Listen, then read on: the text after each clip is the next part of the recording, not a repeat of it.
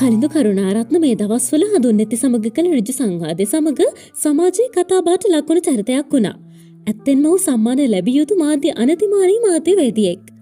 මේ උණුසුම සමග කලින්දුගේ අලුත් පෙම්වතිය ගැන සමාජයේ කතා කරන්න පටන් අරන්. අපි හැමෝම දන්න දෙයක් තමයි කලින්දු මේ වෙනකොට කෝටිපති කොල්ලෙක්.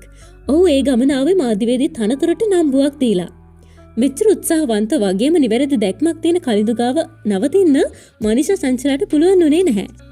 කලින්දු එපා කියද්දිම මනීෂා කලින්දුව දාලා ගිහින් අදට වසර 2කමාරක්.